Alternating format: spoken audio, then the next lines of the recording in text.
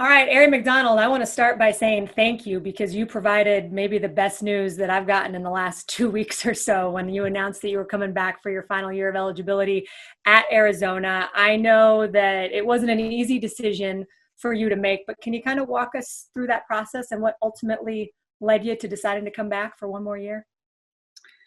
Just towards the end of the season, I was kind of leaning on like getting drafted or going to the draft this year. But then I thought about like my injury and just me not being 100%. And I thought about my teammates and how the season abruptly ended. And I thought about the players coming back and the newcomers we have like joining our team. And then just my masters was like the icing on the cake. So I'm happy with my decision. I'm at peace with it. Like you guys came so close to fulfilling that NCAA tournament dream, and then it all kind of came crashing down. Can you walk me through what that was like for you personally? Because you were one of the first people I thought of. You guys were so close to getting back to the tournament, being able to host at McHale, and then it kind of all evaporated. It was heartbreaking. When we got the news, we were really sad. We shedded some tears. And just for me, like, I was really sad because we didn't get to prove ourselves in the tournament and make some noise. But then on the other side, I'm like, well, I get to rest my legs. I haven't had any rest like this since I've been playing basketball. So it kind of worked out for me in a way, but it's still a bittersweet feeling. And it left, like, not a good taste in my mouth how the season ended. I also wanted to ask you, what was Adia Barnes's reaction? How did you tell her that you were coming back, and what was her reaction? So Adia was just hitting my phone, like she was blowing me up, seeing where my mind was and what I was thinking. And I kind of told her, I was like, I'm coming back. And I mean business. I'm like, kind of told her like that. And she was just so happy. She was like, yes. And she kind of got off my back a little bit, but we were still in contact. She's checking up on me, but she was really happy. And I can tell.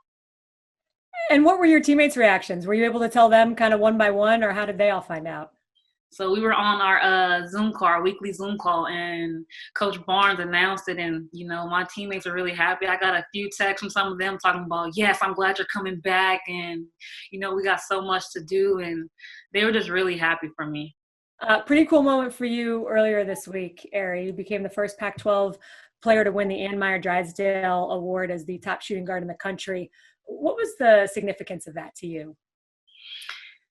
Just looking back at the player and Meyer Drysdale was like a four-time All-American, tried out with the Pacers, and just a really successful player and also a trailblazer for women's basketball. It was just big, and I'm like, wow. Like, I watched the documentary Women of Troy, and I was like, Dad, I'm up for that award? Like, what? That's crazy. But it's a blessing. It's an honor. Like, I'm glad that I'm the first Pac-12 player to be on that list or win the award, and for the program as well. I'm happy.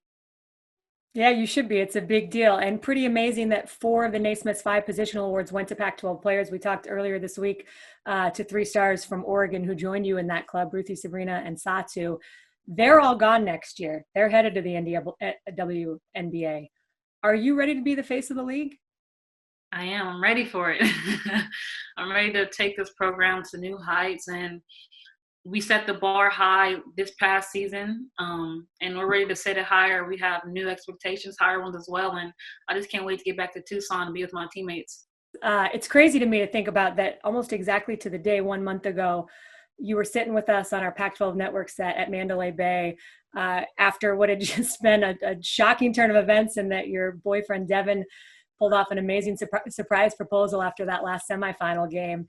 Obviously, we didn't know at the time that that was going to be the last game you were going to play that year, but can you share an update on like engaged life and how wedding planning is going? Is there any of that happening right now, or is that kind of put off to the side?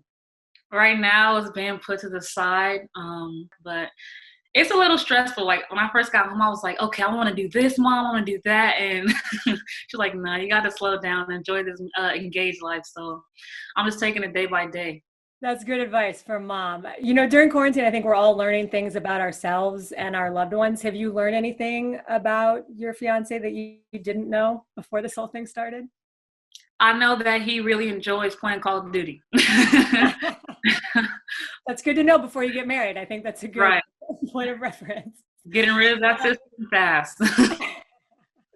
Good. Well, we hope you are staying safe with your family. And again, congratulations on all the big things that are going on for you in your life. I'm excited that you're going to be rocking that Wildcat uniform next year. And I know I speak for all of us at the network when I say that.